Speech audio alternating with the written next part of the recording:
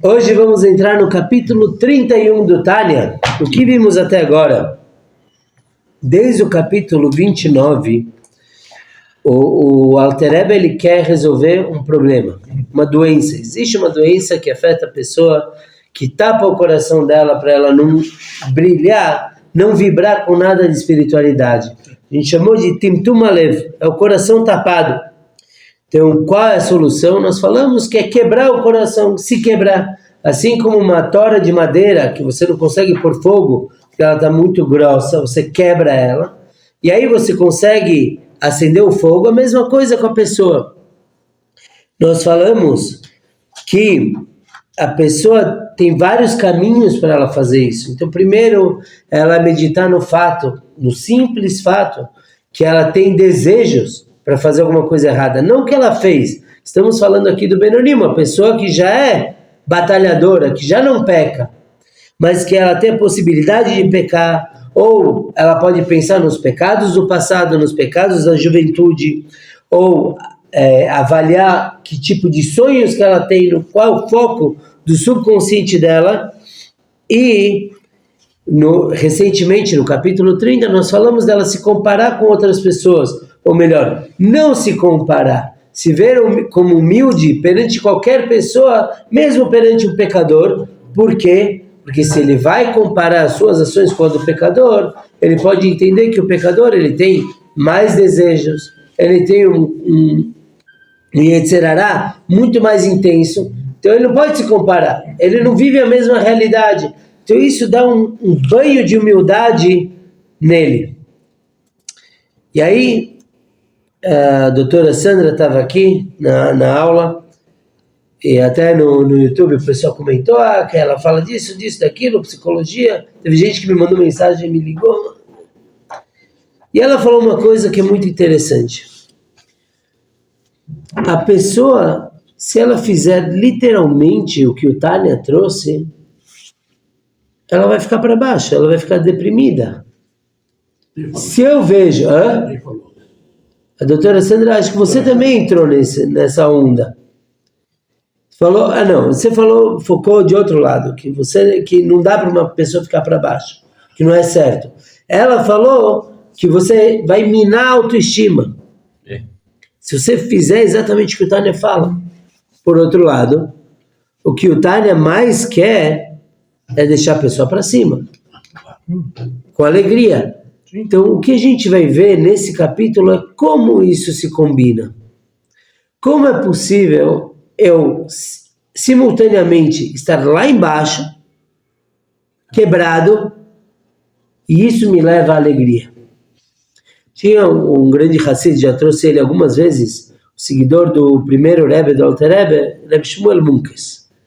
Sempre envolve muito humor. Uma vez... era Tisha B'Av, e tinha, na sinagoga do Alter Rebbe, tinha um visitante, Reb Shlomo de Karlin.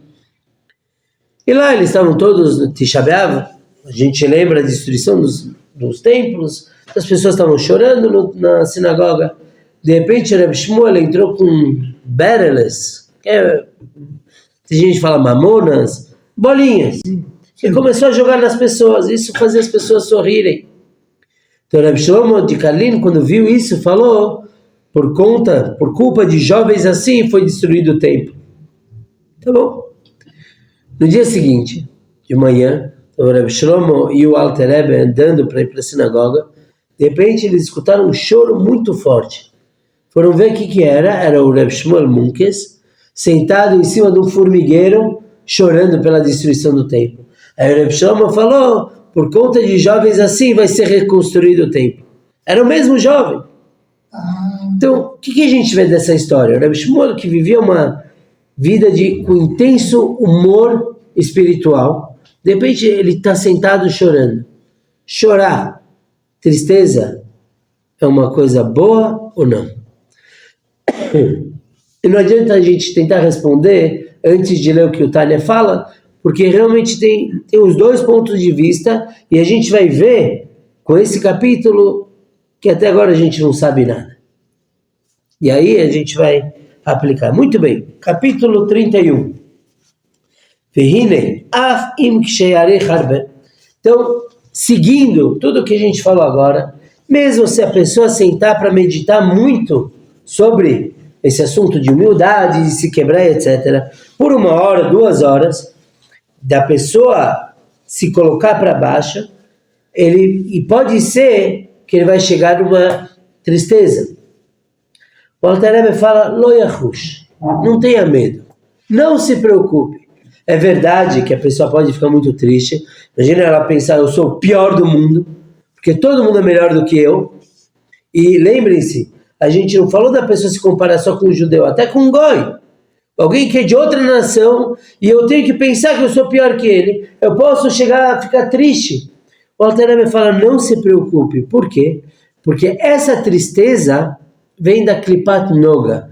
Quem lembra, temos, no lado negativo, temos as 3 Klipot Meot, são 3 cascas de impureza total, que são os pecados que não tem como elevar, e tinha Klipat Noga, que é aquela que você consegue jogar para os 2 lados, usar para o bem ou usar para o mal. Exemplo mais tradicional que eu trago é o churrasco kasher.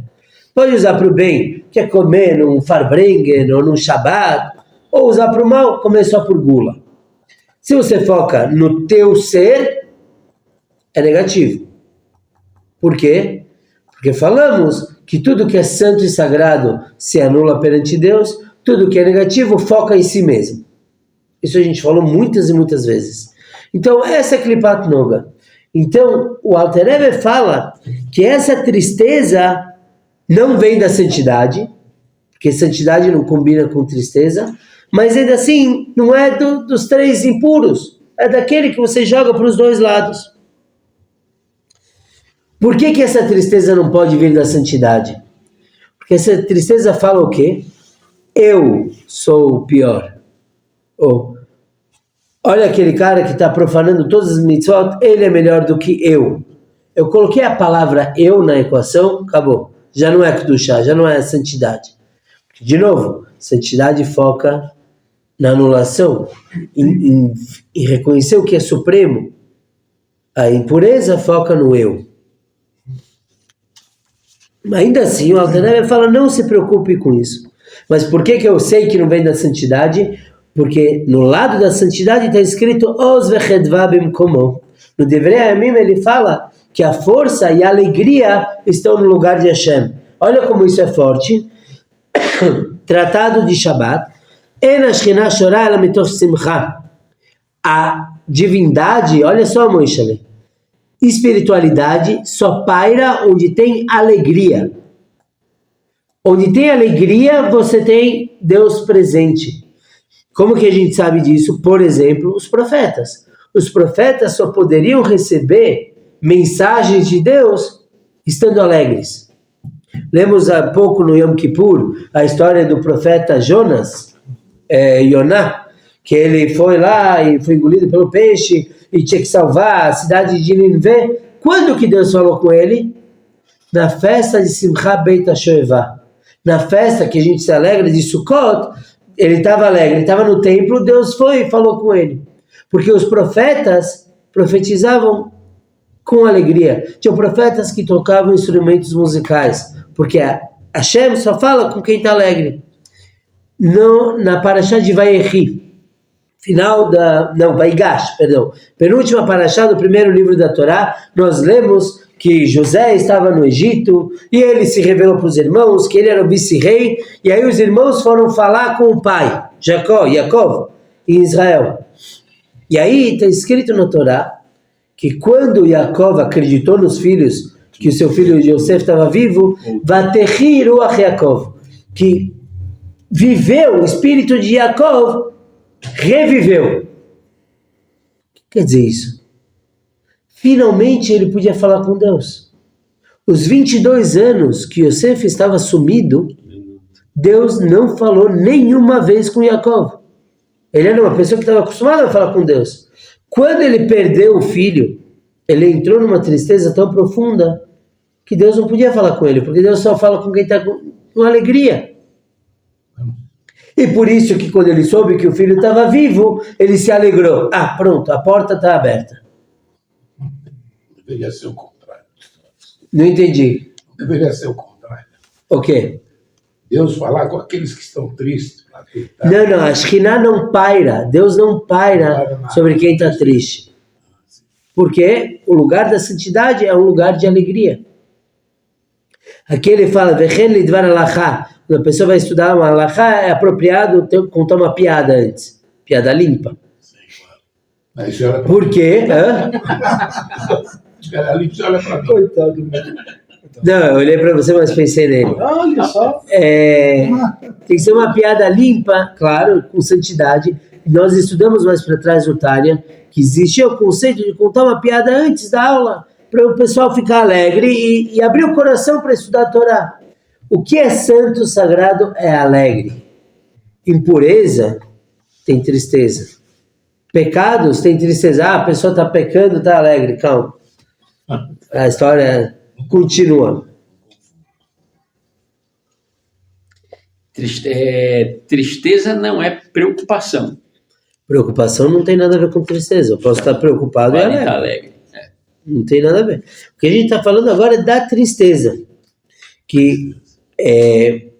O que o Alter Rebbe está provando é por que santidade, que santidade tem a ver com alegria? Porque é onde paira a alegria. O que acontece?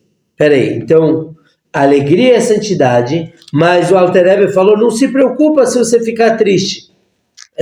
Como assim? Então ele explica que essa tristeza, embora não seja sagrada, ela vem por conta de assuntos celestiais. Perdão, ela vem por conta da pessoa pensar que ela não está trabalhando para Deus de forma apropriada, não está sendo quem ela realmente gostaria de ser.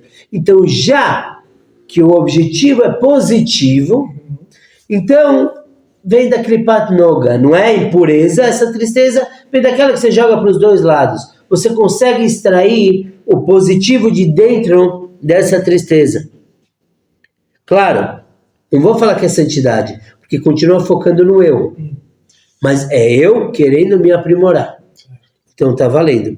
E por isso escreveu o Arizal que mesmo uma preocupação dos pecados, eu pequei, tá? Transgredi uma mitzvah da Torá. E eu fiquei muito chateado com isso. Eu não posso andar o dia todo chateado. Não posso. Por quê? Porque tristeza não é lugar de santidade. Então eu guardo para um momento apropriado para ficar triste por isso. Quando que é o momento? Já falamos. Na hora do Shema noturno, a pessoa antes de dormir vai fazer uma contabilidade de como foi o dia dela, aí ele vai falar, puxa, eu falhei nisso, eu preciso me consertar. Tem hora. A gente falou, lembra quando a pessoa está estudando o Torá e fica chateada por um pecado? Isso é um outro pecado. Porque não é o momento da reza, do estudo da Torá é um momento de alegria. E a pessoa vai ficar triste. E lembrem-se, o Tânia falou, se a pessoa fica triste no meio dos negócios dele, também está errado. Porque o que você ganha com isso? O pensamento ideal, o cálculo ideal, quando a pessoa peca, é no momento que ele parou para pensar nisso. E aí vai ser produtivo. Ele vai tomar uma boa decisão. Não, eu estou atendendo um cliente, estou resolvendo um problema lá no onde você trabalha, no fórum, e aí, não, mas eu fiz aquilo de errado. Isso vai levar a quê? Então tem momento. Por isso que o Arizal fala. Tem um momento de você confessar pecados, tem o Yom Kippur, depende de que pecado você segura, você não segura, mas não no meio do estudo da Torá, porque o estudo da Torá e a reza tem que ser feita com alegria. E aí, é uma tristeza conectada com santidade, porque é controlada. E por que é importante essa tristeza? Que já a gente vai mudar o nome dela, mas por enquanto, por que essa tristeza é importante? Fala, pequeno, é assim que você trabalha. Você vai transformar o negativo com algo parecido com o negativo. O negativo não é focado nele mesmo? Então eu vou transformar o negativo com algo que foca na própria pessoa. Quando você vai conversar com alguém, você precisa convencer alguém de algo, você precisa falar na linguagem daquela pessoa. Não adianta eu sentar agora e começar a dar toda a aula com todos os termos em aramaico. Não vou falar ídis porque eu não falo ídis, né? Mas termos em aramaico. E quem vai me acompanhar? Não tem. Então você fala com a linguagem da pessoa. Por que no Farbrengen se colocam comidas? Parou para pensar? Farbrengen, uma reunião racídica, ai, assim o Moisés lembra do... Por que você tem comida? Se é para se elevar, se é para tomar boas decisões espiritualizadas e etc., por que uma boa comida? Pelo seguinte, você quer que o Yetzirará não te atrapalhe, o mau instinto não te atrapalhe no Farbrengen. Você dá comida, você fala na linguagem dele, conta uma história bonitinha, ele fica calminho, você pode aproveitar também. Quando você vai batalhar, lembrando, a pessoa que ela quer brilhar com espiritualidade, ele se prepara para rezar, quando reza não dá em nada. Ele precisa quebrar o ego dele. Ele tem que falar na linguagem do ego. E o ego entende tristeza. Porque a tristeza vem do ego. Então, essa é a produtividade que você consegue usar.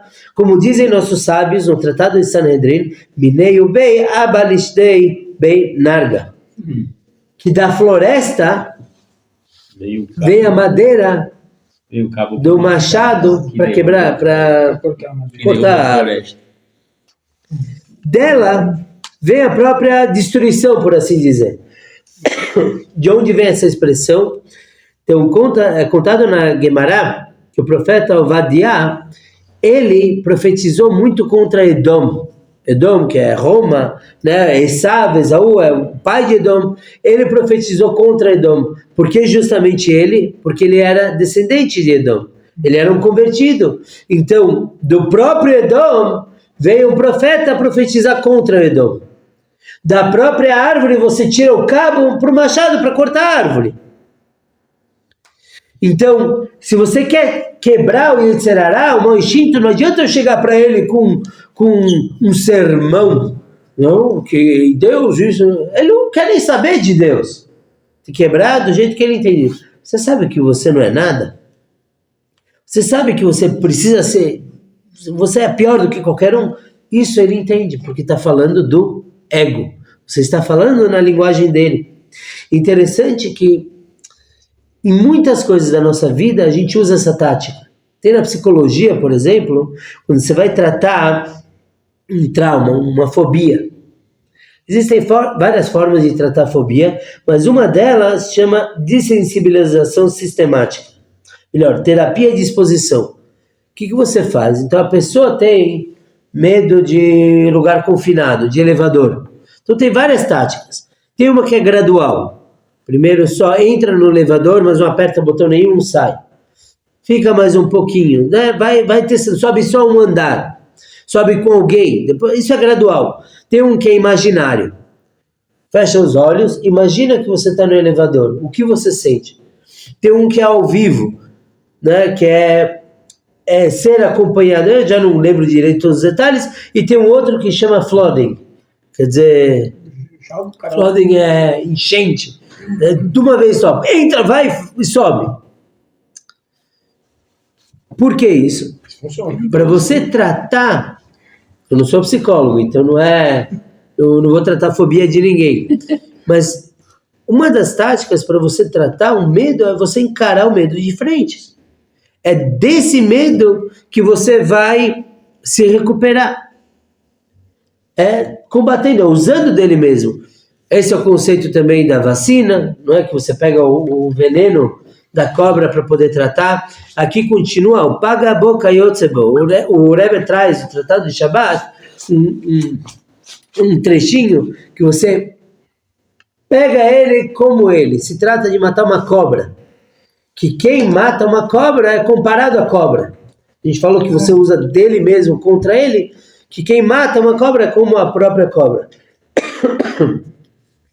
Tem dois jeitos de interpretar isso. Que só uma pessoa cruel vai matar uma cobra do jeito que mata, ou que não, que uma pessoa que ela tem a tática para poder ajudar outras pessoas, ele sabe matar, só que a tática que ele usa é igual à cobra. Você tem que entender a cobra para conseguir pegar ela. Se eu for tentar pegar uma cobra, provavelmente não vou conseguir. Uma pessoa que entende como funciona o instinto da cobra, ele consegue, sabe onde procurar, sabe como pegar. Então você usa dele mesmo contra ele. E sobre isso está escrito, o Rebbe traz de novo um versículo que a gente já viu, que em cada tristeza vai ter algo a mais, quer dizer, algo positivo que sai, que você consegue uma alegria vinda dessa tristeza. Então até agora a gente está falando de tristeza. Lembrando, a tristeza é negativa, ou ela é no máximo neutra. A gente consegue puxar para o bem, mas ainda assim não é suficiente. A gente precisa trazer um pouquinho mais. Que é a diferença, a gente mencionou no Shabat aqui, sexta-noite, a diferença entre tristeza e amargura.